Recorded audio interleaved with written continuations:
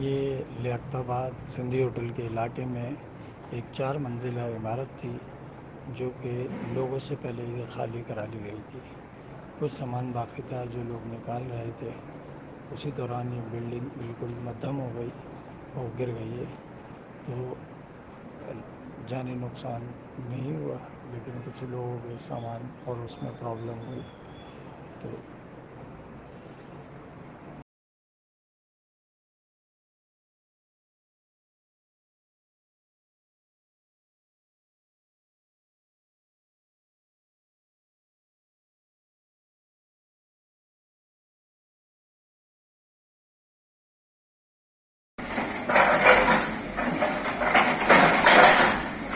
دیکھیں، یہ اس وقت 5 منزلہ عمارت تھی جو لیاقتآباد سندھی ہوٹل کا علاقہ ہے، اور یہ بالکل ختم بلڈنگ ہو چکی ہے اور گرنے پہلے ہی رہائشیوں سے خالی کرا لی گئی، اور اس کے ساتھ ہی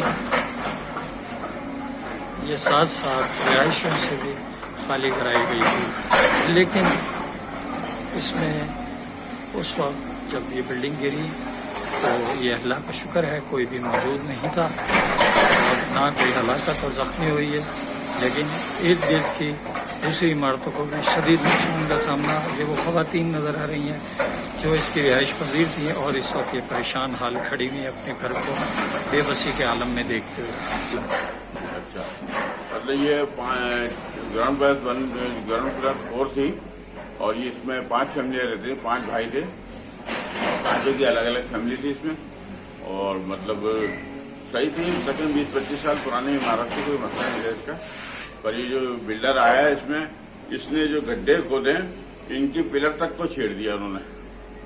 پلر جب چھیڑے تو بلڈنگ ہلی، نیچے سے فرش میں دراڑ پڑ گئی، اور اس کے بعد ان کو جناب تقریباً 11 بجے ان کو نکالا یہاں سے، اور ہمارا بھی گھر خالی کروا لیے، فٹافٹ گھر خالی کر کے بے گھر ہوئے پڑے سارے پریشان ہیں۔ اور ارد گرد کی جو بلڈنگیں ہیں جو میری رائٹ سائڈ پہ تقریباً